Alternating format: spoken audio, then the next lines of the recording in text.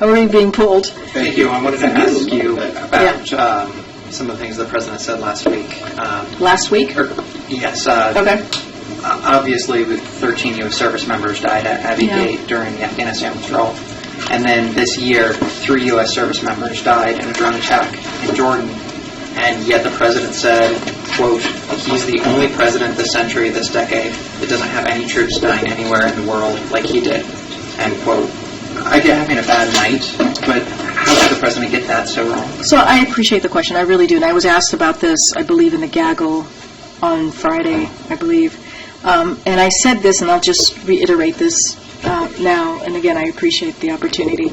Look, the President cares deeply about our service members. He does. And their families, their immense sacrifices that they've made to take on and he takes on his responsibility as a commander-in-chief, and that is something that certainly he will continue to do. I mentioned moments ago that tomorrow on July 4th he's going to have active military members here and their families to thank them personally.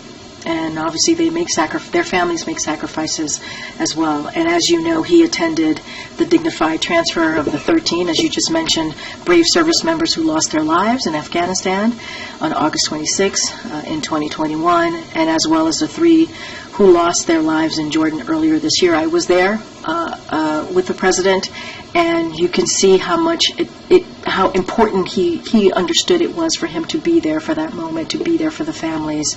And so just want to be really clear about that, because he has so much gratitude. We know that as a country we can never repay them for their courage.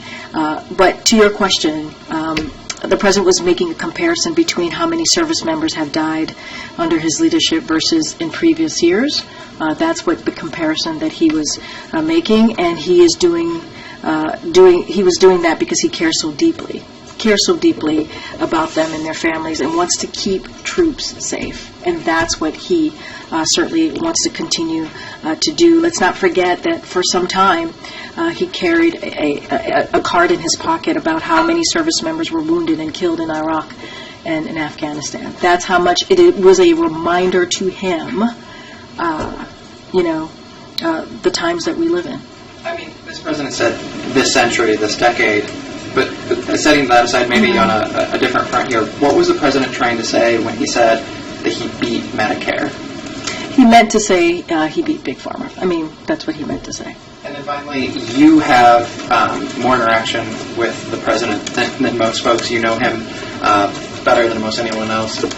Can you say, do you believe that the President is as sharp today as he was when he took this job? Have you seen any slowdowns? What I can say is this is a President who is strong and resolute in delivering for the American people. That's what I see.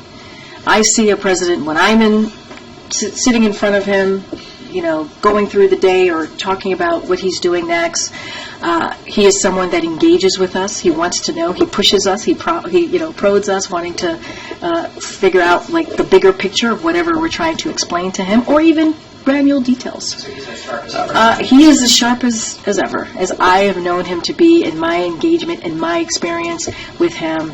And I know when I walk into the Oval Office or see him on Air Force One, I have to be on top of my game. I do. I mean, and that's just kind of my engagement with him and how it's been for the past couple of years. I know I have to wrap it up. I know. Go ahead, Emily.